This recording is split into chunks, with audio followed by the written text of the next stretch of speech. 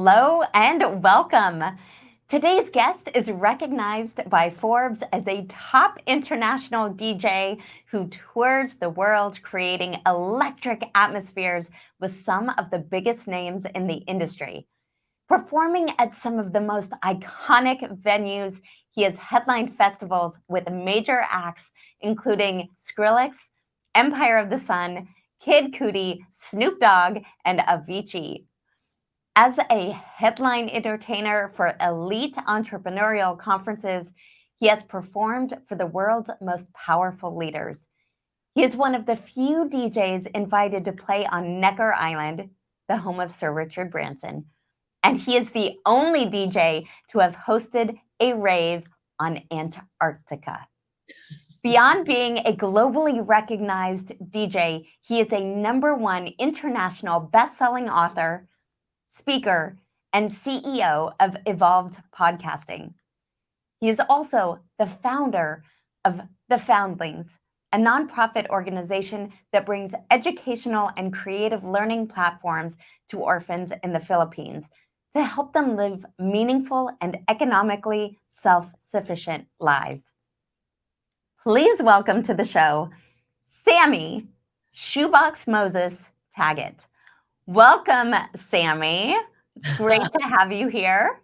That intro was amazing. It was one of those times where you kind of hear it and you go, wow, that person's busy. That person's doing stuff. And then you realize, whoa, that's me. That was a great. Thank you so much for the beautiful intro. And it's so good to see you.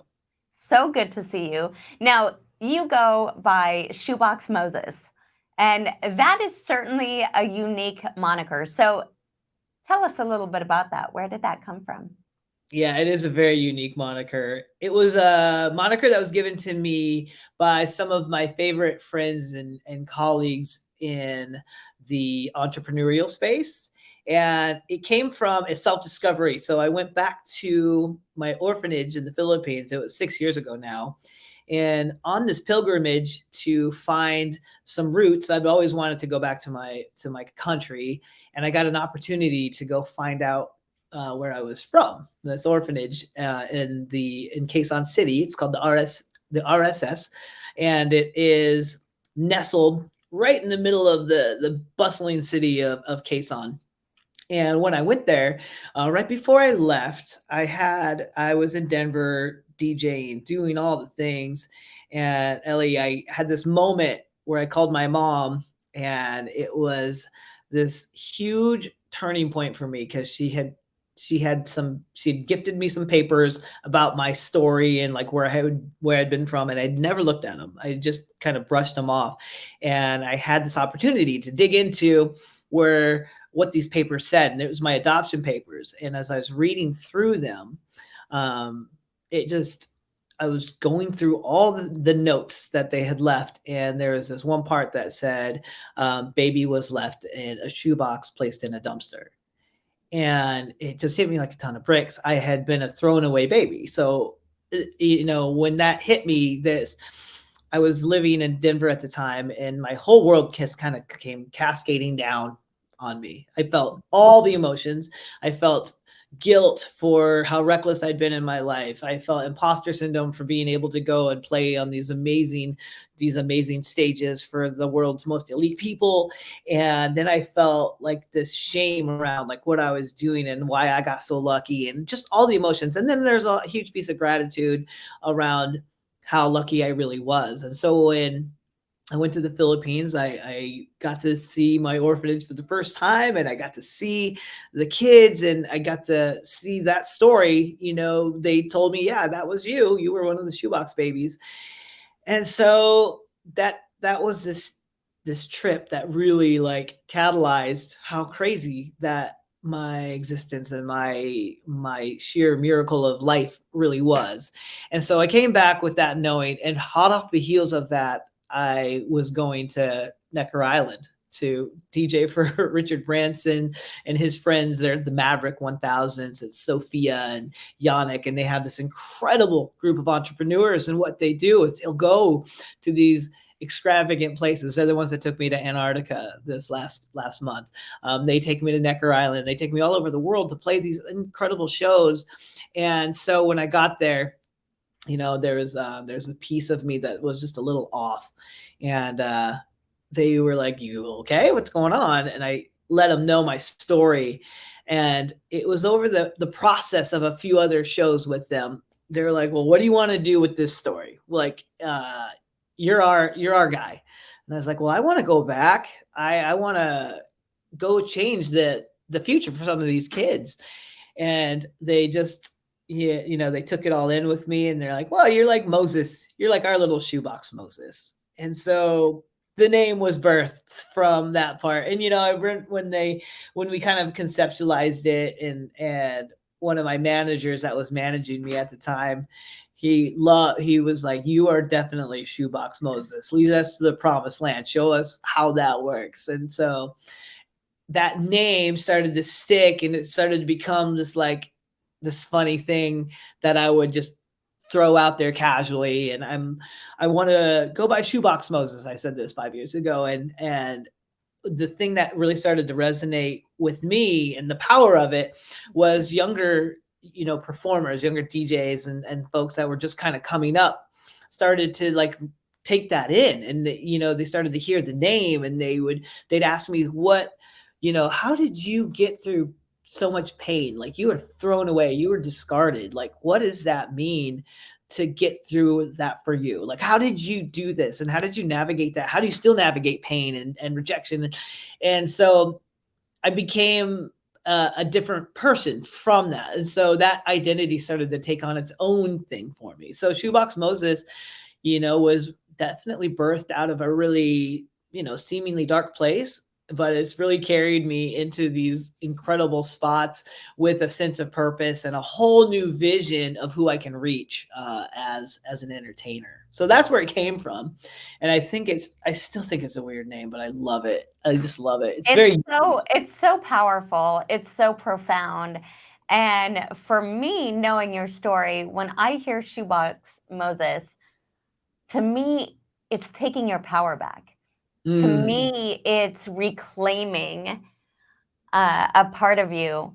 And so for me, that's the power that I see in it, is you standing in all your power, in this glory of acceptance and empowerment.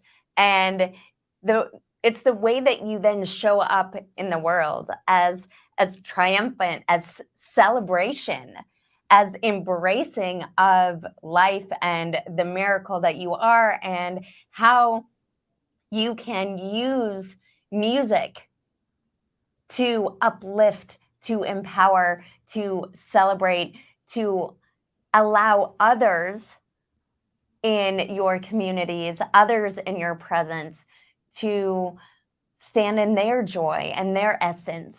So as you're reclaiming your essence and standing in this power, then you're empowering so many others to do the same.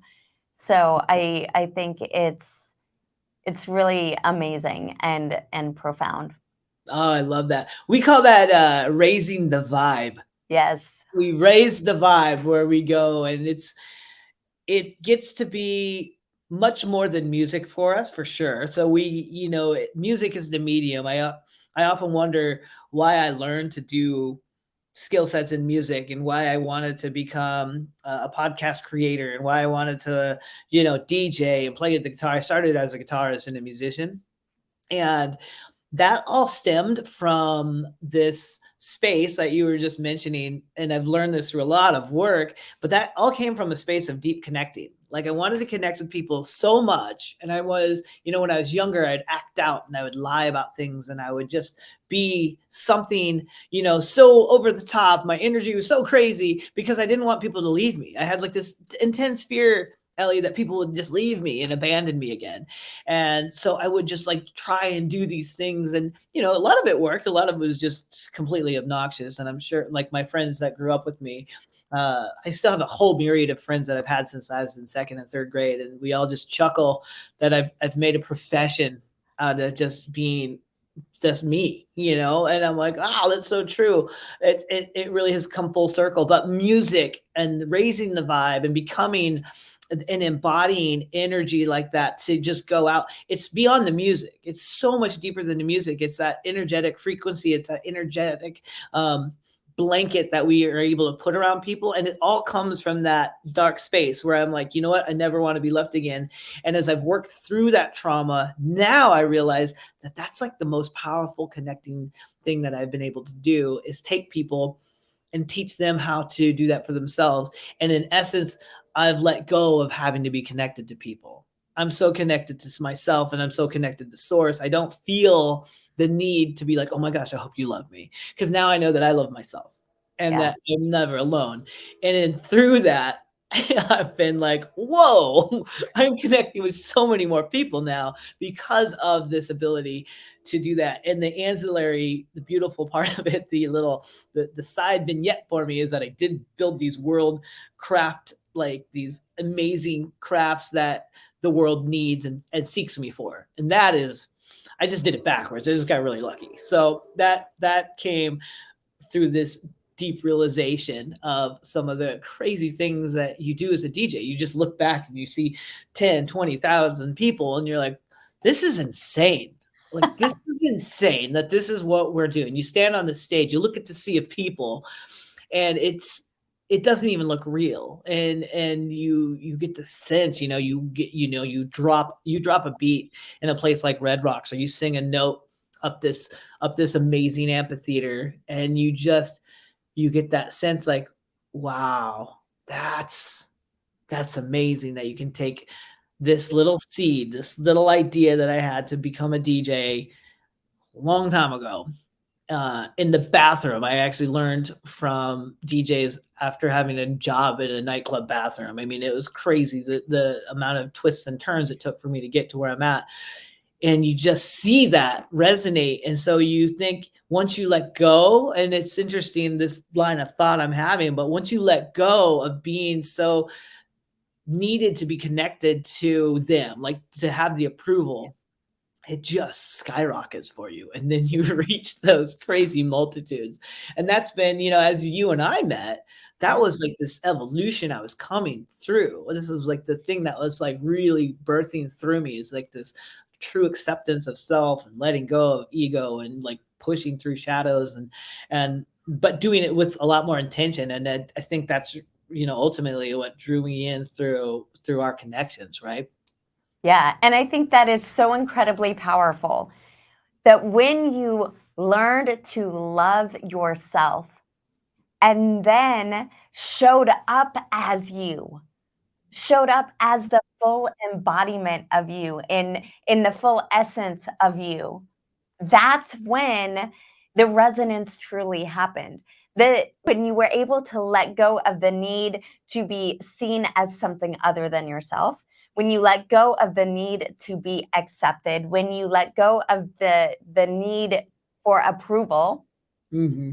and came home to yourself in that true essence, Yeah. the response, how the universe and others and audiences rallied around you to celebrate this incredible essence that is you.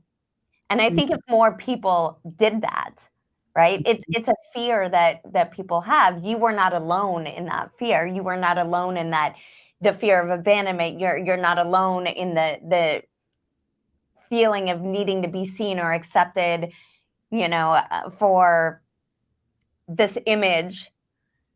So what an incredible example, again, Moses, to which is why your name is just so perfect, to lead by example, to lead from this place of authenticity and vulnerability and celebration and fully aligned as you, Mm. to then use use music as your medium to help unlock that essence in others. So incredibly powerful. Let's dive into, because I know there are so many people who are in the feeling of isolation, in the feeling of overwhelm, in the feeling of being frozen or uncertainty.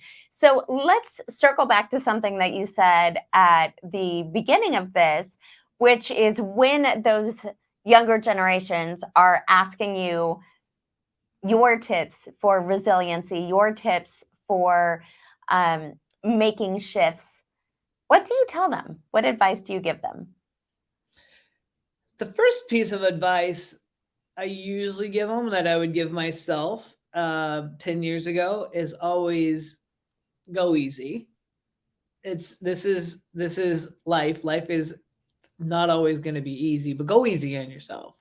And then the second piece is it's not how, but who. Who else has done this? Who else has really shown the light on something that you love to do? Who is somebody that you could really emulate? And it's just a modeling exercise that I do. And, sometimes it's me. Most of the time it's not. They're like, oh, yeah, I think that person has done it. And then we dig into this story of like, okay, well, do you think that they went through some hardships? Do you think that that is something that they had to rise above? And it's always a resounding, yeah, of course they did. But those are the main things. I really just help them understand like it's not how, but who. Who else can you learn from? And right now, because of the mediums, because of like the Instagram and all of the TikToks and all of that, my third piece of advice is I get them very conscious of what they're putting in their minds, conscious of what they're seeing, conscious of what threads that they're getting stuck in. Because the algorithms are there to stick you pretty good. And so I tell them, if we're going to use this technology and embrace it and embrace what we call the convergence, use it to your strength.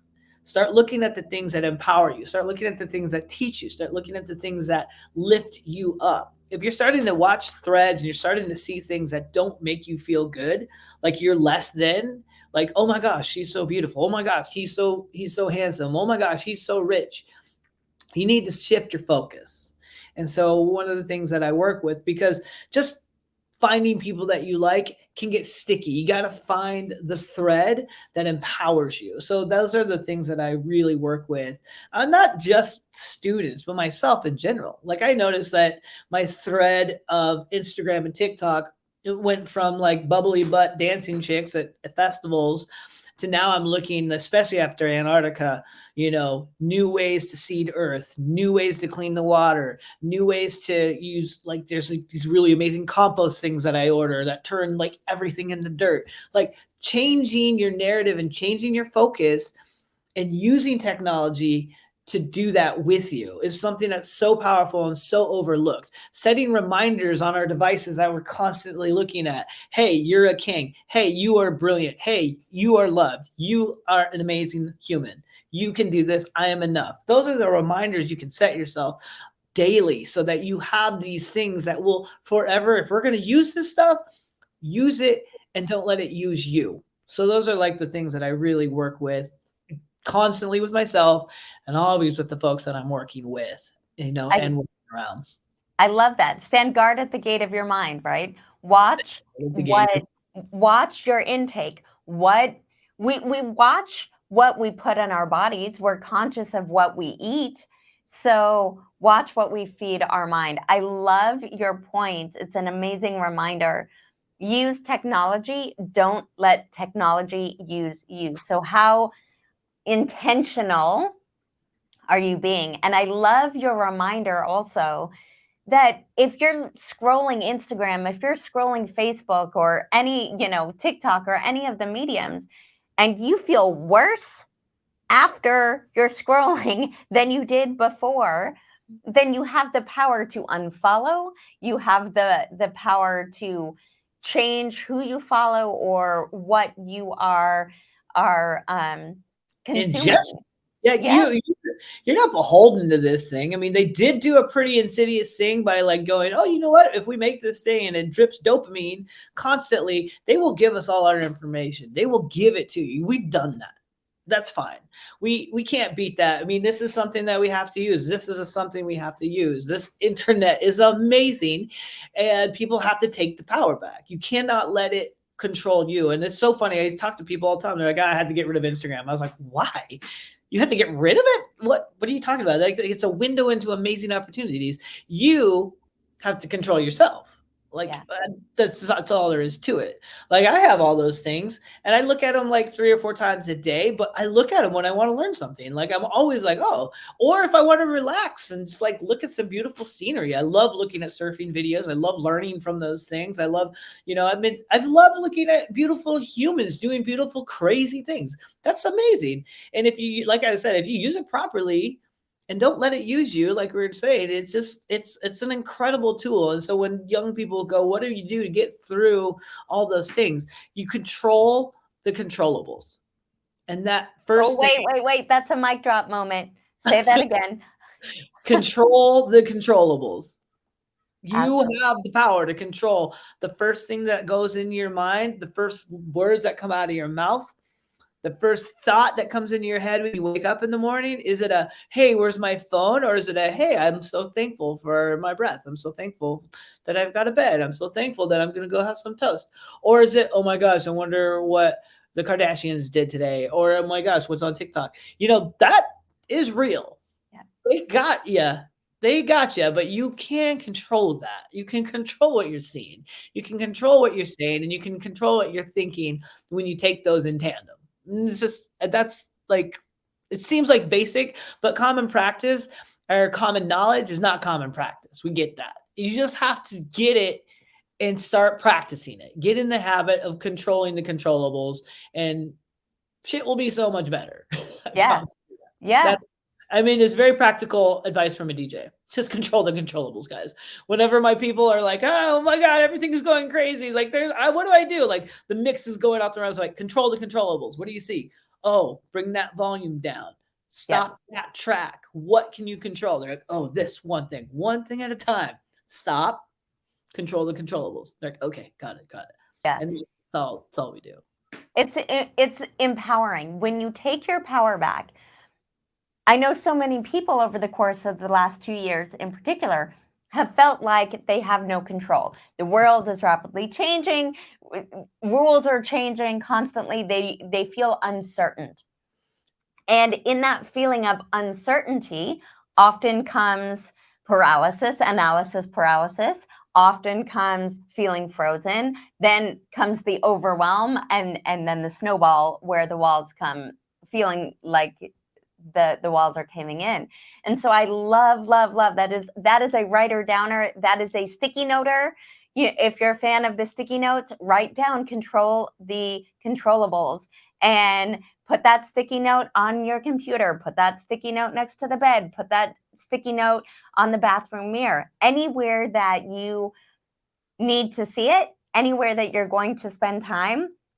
That alone will be a game changer. When you are feeling out of control, when you are feeling like the world is caving in, when you feel like you're going down that rabbit hole, what an incredible gift. Control the controllable. Ask yourself one question. What can I control? What can I do right now? I can control my thoughts. I can control my feelings. I can control my actions. I can control the books I'm reading. I can control the videos I'm watching. I can control the social media I'm consuming. Such an incredibly powerful reminder, Sammy. Thank you for Yeah, that. Is pleasure. an easy to implement resource that everyone has access to. So you give so much to the world. You give so much energy to your clients and your students and to audiences of tens of thousands of people. What do you do to recharge your own batteries? What do you do to refuel and re-energize yourself so that you can show up fully as you? Yeah, such a good question. And it was a question I for sure had to ask myself, because there was a lot of nights that were me sitting upright, with the computer or whatever I was doing, and just like sleeping.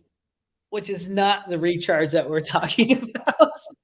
And, I have friends that have snapped tons of pictures of me at, like, festivals and stuff like that, just sitting out.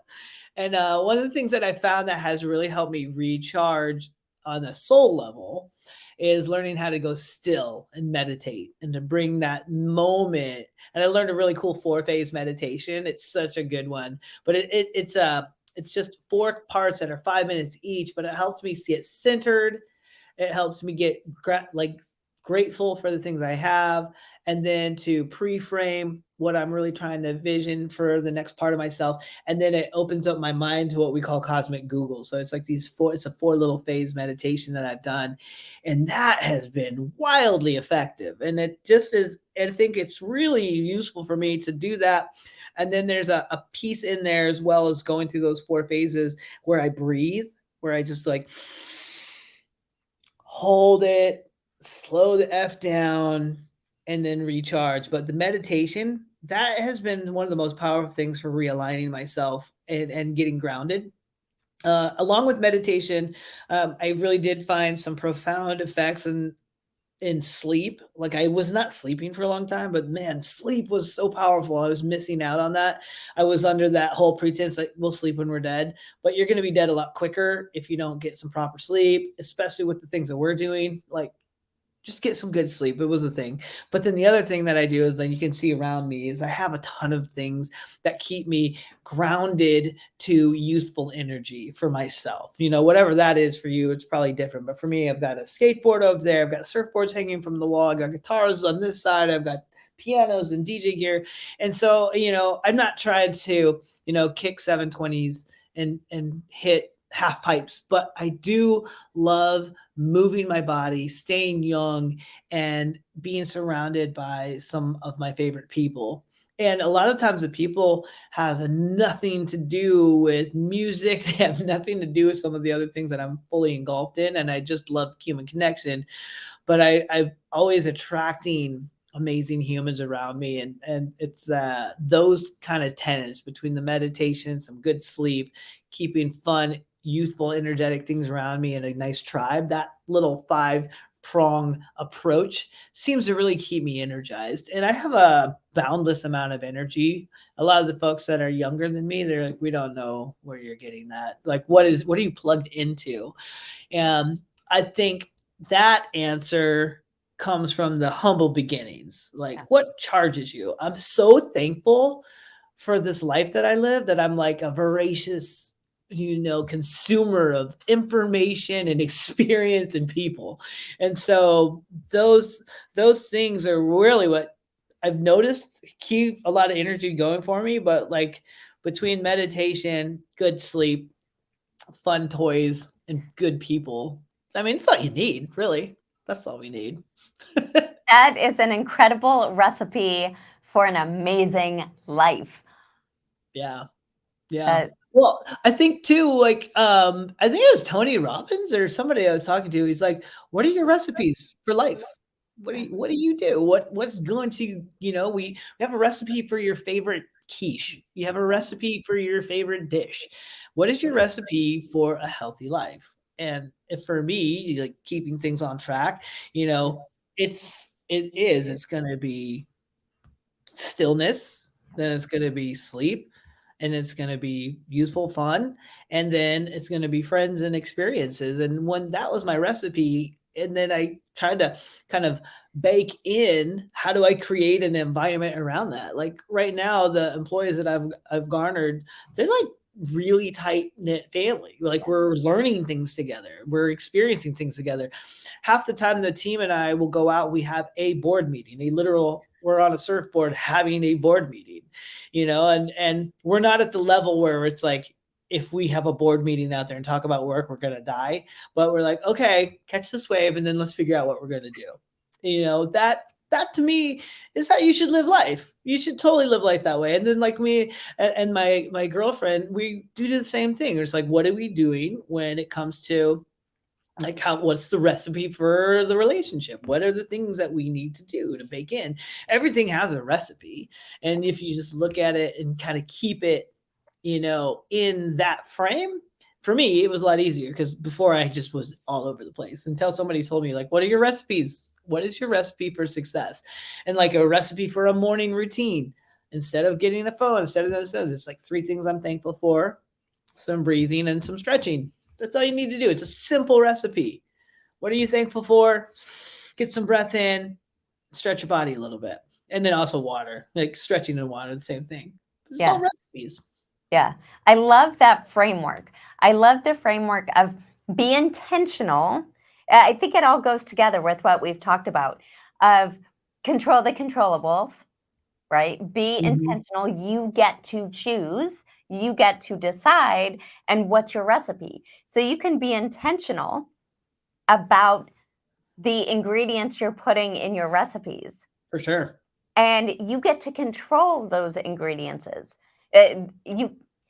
You get to control those ingredients. So I think the framework, looking at it as a recipe, is a very doable, incredibly clear, and helpful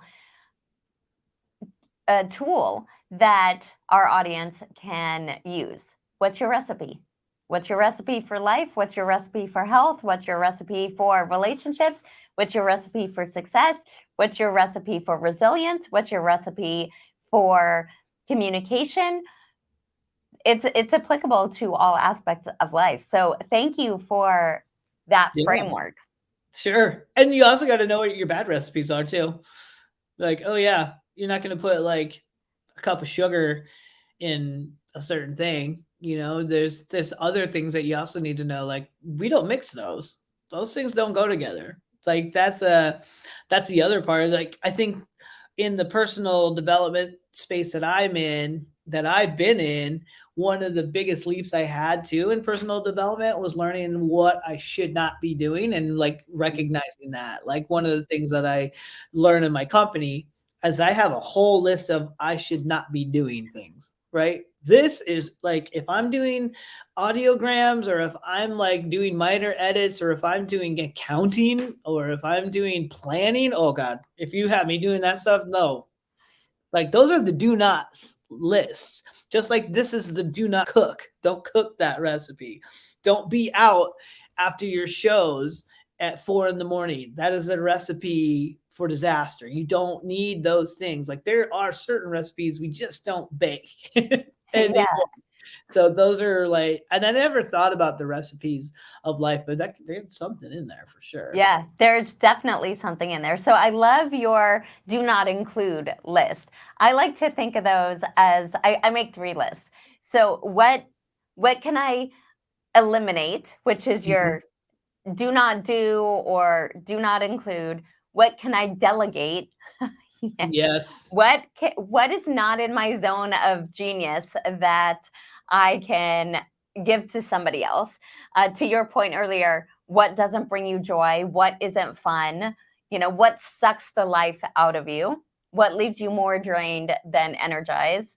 Like, can you eliminate that? Can you delegate that? Oh, Or the third thing is, what can I automate?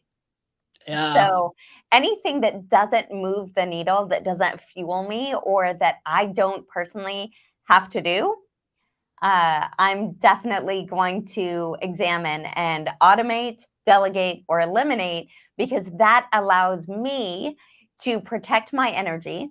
It allows me to protect my peace. It allows me to stay in control of the controllable. It allows me to stay in control of the controllables. And it allows me to focus on my zone of genius. So, Mhm. I mean, I think it all ties together and it's I super love the powerful. automate part. The automate's huge. The and the thing for me, automated seemed like I used to have this term. I was like, I'm gonna automate all this thing. I'm gonna give it to my minions. Da, da, da. And that was very disempowering for me. I was like, why is this not working? And I had a real interesting frame around that, Ellie, where I was talking with my friends, and they're like, what is your favorite thing about your company? What do you love doing? I was like, well, I love launching this. And then it came down to it. I go, you know what I really love doing? I love giving people jobs. I love giving people opportunities. Like I didn't have these opportunities. I had to create a lot of my own opportunities. I love being able to offer opportunities to people around the world. I've got a staff of 7 people, and then, editors underneath them. And I'm like, oh my gosh. And I get, it's for me, that was the fulfillment part. And when it comes to automation, I turned that into, I was like, wow, we are providing life for these folks. We're providing an opportunity for them to self-actualize their dreams. And so I love that you said automation, and that there's a bit of a pivot in there for me, because you do need automation. You want to scale and you want to grow, you need to make things, work when you're not Yeah. working. I mean, the one thing that we have that we cannot get more of is time, right? Time is a finite resource. And so the more we can manage the way that we use time, the more that we can ensure that we're using time in a way that serves us, brings us joy and fun and connection, and furthers our dreams and empowers us and energizes us. The more that we can use and manage that, the more time, freedom, the more experiences we can have, because we're carving out the best use of that time. Yeah. Where are we wasting our time? Where are the time sucks? And how can we reclaim that time so that we can do the things that we love, to your point, so that you can create opportunity, so that you can create magical moments and experiences, so that you can create memories, so that you can build communities. It all comes from controlling our time and controlling the best use of our time, which is automate, delegate, or eliminate. I like that. That was my mic drop moment. Automate, eliminate, or delegate. Those are such good ones. It's amazing. I love this. So let's talk about your nonprofit and Love why to. you started that. Tell us more about it. There was a time, I think a lot of us have that time where, you're getting things, they start happening for you. You notice that you manifest stuff quicker, that your visions are coming to light. And that started happening for me 5 and 6 years ago. I wasn't like fully embodied in where I'm at now, and that is always an evolution. But I was noticing that I had this ability to amass incredible humans, like some of the most prolific leaders and entrepreneurs and just like entertainers, even, the people that were coming into my sphere just kept coming, and it's not slowing down. And what I noticed that I was feeling was that I had a sense of purpose. And then Shoebox Moses had kind of been born to the world. And so the nonprofit that I always wanted to do, I always wanted to just go back and make an impact with the kids. And I didn't know what that looked like. And then it started to just take shape. And what was really cool is it started to take shape in what I was doing. I realized that, oh, you're a self-taught musician, you're a self-taught DJ, you're a self-taught CEO, and you're a self-taught podcast production creator, and an exceptionally gifted and fun orator and teacher. So like all these things started to like compile. And so I knew that I had something there. So what can we do with that? And what I noticed is that a lot of the kids that I was teaching, a lot of the, young adults, and even like people exiting their companies that are much older, they were all wanting to learn one of these skill sets. They always wanted to learn how to get back to their creative soul. Like, oh my gosh, I want to learn how to do that. I would love to learn how to edit. I'd love to do, but they didn't realize, for a young person coming up, not even just from an orphanage, if they could attach themselves to something that they love, their chances of succeeding go up 80 and 90% when they find a career path in it. And there's such easy ways to find somebody that can mentor you, or a platform where you can learn to use that skill set to make a living. So the Foundlings, our main mission is to provide creative jobs for children. And so what we've been working on is creating platforms where younger kids in their teens that are aging out of the orphanage, aging out of a foster care system, or aging out of care can go in and find a way to find a creative outlet, a mentor, and learn from them through a self perpetuated learning model how to make a living doing something that they love so that they can create a life of fulfillment and joy that they may not have ever had by just going the normal route. So there's a couple different prongs that we do. There's simple ways that we have to work. One is we have to provide the sustenance and the basic needs for the orphanage. So we have different tiers where you can just go in and provide school supplies, food, things of that nature. We also have another compartment where a lot of the professionals like Marissa Peers, Vishen Lakhiani, and those guys are providing teaching manuals. Like Marissa Peers is putting her I Am Enough teaching in the foundation so that people can access that course and then they can be part of the I Am Enough movement. And that was good and really pivotal for a lot of the instructors that are in those facilities, because sometimes you just go through the motions. You're like, oh my gosh, do these kids, are we going to make a breakthrough? But one of the things that we realized, especially with this message, is I am enough was the first words that they needed to start saying. When you're left and you're like in this, space, like these kids, when they get older, you realize you're like, I was just left here. No one loves me. And so what we wanted to do is find some programs. And that's the second tier, is what are the programs that we can put that will give the power to these kids and give the power to the staff? Like I Am Enough. And that was the Marissa Peers part of her rapid transformational therapy. So she puts that in there. And then the third prong of what we're doing is we're working to create super robust and state-of-the-art learning facilities where the kids can go in. They're going to be made out of shipping containers, where the kids can go in hands-on and learn how to edit and learn how to make music or learn how to make a podcast or learn how to make a website. And we're putting stations in all of these shipping box shoe containers where kids can learn immersive arts and get mentored to have a future in the creative space. So the Foundlings, started with what are we going to do with impact, and really formed when I realized I had just been building this my whole life. And so that's where the Foundlings came from, and that's what we're working to do. So as we start to wind down, you live an epic life. You live a life that you love, and you're very intentional about not only creating that, but continuing to create it, continuing to live it, continuing to expand and to evolve into its new iterations of what is my life best lived, what would I love, how would I love to continue to grow and live to the fullest. And so there's no question you live a legendary life. You're coming to the end of that life, and it is the life best lived. You have squeezed the juice out of every moment you have.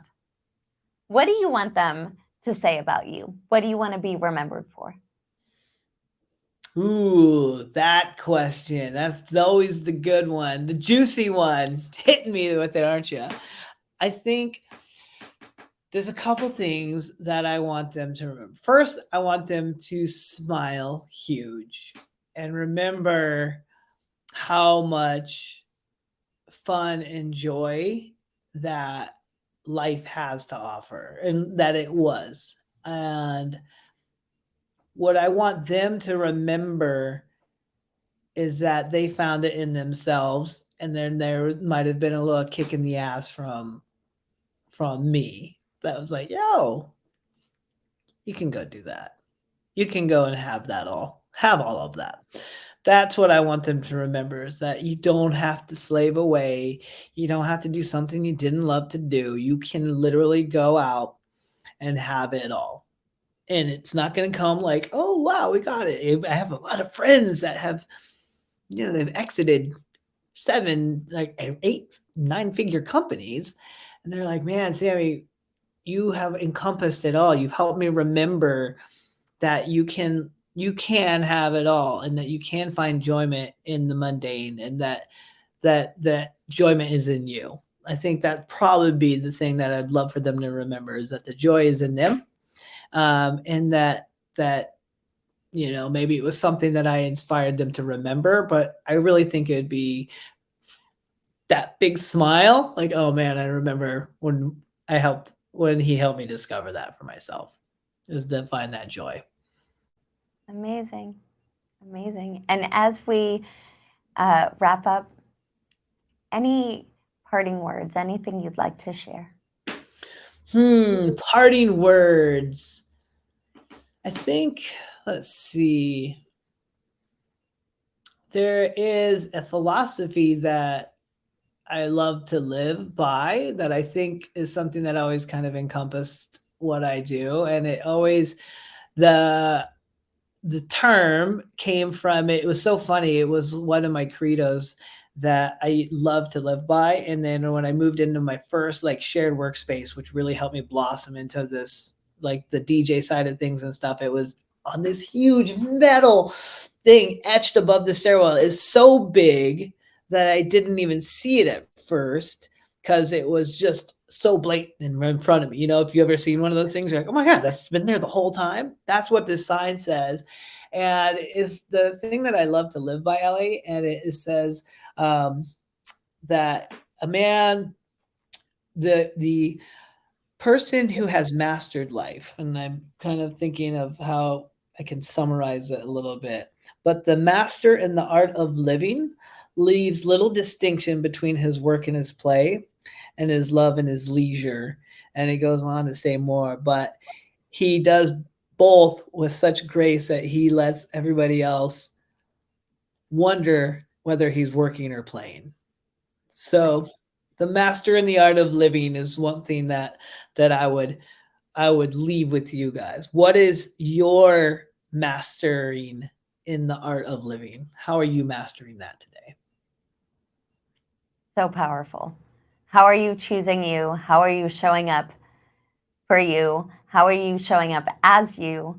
How are you intentionally creating a life that you love that blurs the lines of living and playing? Where are the opportunities? Where are the stolen moments for more joy, more laughter, more love, more fun? More fun. More Sure. fun. Play more, stress less. Yeah. I mean, if I said it easy, it'd probably be play more, stress less. Yeah, play more, stress less. There's a magic that happens when we're playing. There's a magic that happens when you're living in that state of freedom. When you're not in your head, you're in your heart, you're in your body, right? That's when possibilities open. When we're stressed and clenching on to the negative and all the things out of our control, it's so hard to see the forest through the trees, right? It's so hard to see possibility because all you're seeing are challenges or obstacles or things that are bleak or negative.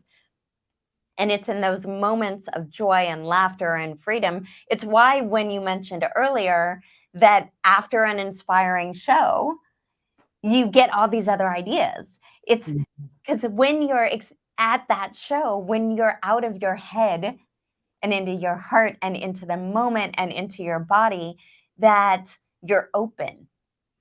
You're open to possibility. You're open to opportunity. You're open to the creativity, and you're not in this box of well, that won't work. You're not in this box of practical paradigms and Totally. limitations. The Yeah. world is open. It's like children. When children play, their expansive reach for what they want to do, especially from 3 to 5, right? And you're like, what do you want? What do you want to play today? Like, I want to build us our castle, but I want you to have your castle. I'm gonna have my castle. My castle has ponies and yours has dragons, but you can have some of my ponies. Like, there's no end to what they think of, and that's what you gotta do. You gotta play. You gotta be expansive with that. I love that. So if somebody wants to learn more about the Foundlings, or they want to donate to the Foundlings, or otherwise support your organization, how can they do that? You can get on a plane and go to the Philippines and work with us, but or you can go to the foundlings.org. So, and a foundling is what they call a baby. when they've been left, and so they bring them in to the orphanage, or usually it's the hospital first, and then they find themselves into an orphanage. So that's what the Foundling means. But if you go to the foundlings.org, that's where you can find out what we're working on next, where we're going, and what we have in store for the next move with the kids. And right now, we are finally being able to go back to the Philippines. So you'll see like there's going to be some temporary projects on hold, stuff like that, that we are just so excited to get back and go to. The last one we did is we outfitted everybody with their shoes and their school classroom supplies and food and things like that for the year. And this year we're going back to really work on the classrooms and work on the curriculum for the kids. Amazing. So the foundlings.org is the website where you can find more information and get involved. Now, how can somebody find out more about you and connect with you? Oh, that's easy. You can just go to shoeboxmoses.com. That's where you can just find music and the tour dates and the things that are going on with me. And then I'm pretty regular on Instagram in the evenings if you want to like reach out. I don't have a huge following yet, but I'm very active. Like everyone that's in that space, like they're all in my primary feed, and I talk to them, because I'm very hands-on, and I think you can meet me there. But the shoeboxmoses.com is the easiest place. It has links to everything. Or if you want to find me, it's the same name on Instagram and Facebook and LinkedIn and all the stuff. Amazing. Run and connect with Shoebox Moses. He's incredible. Thank you so much for being here. This has been incredibly powerful. Thank you for the joy that you bring to the world. Thank you for the light that you shine into the world. Thank you for reminding us to live every single moment to the fullest. Thank you. This is what my parents always say. This is what my dad always sends me. Like, this is the I love you. And we always do that whenever I drive off, whenever I see them again. But to you and your listeners, I love you guys. And thank you so much for having me. This has been so fun and such an honor. Thank you. Till next time. Till next time.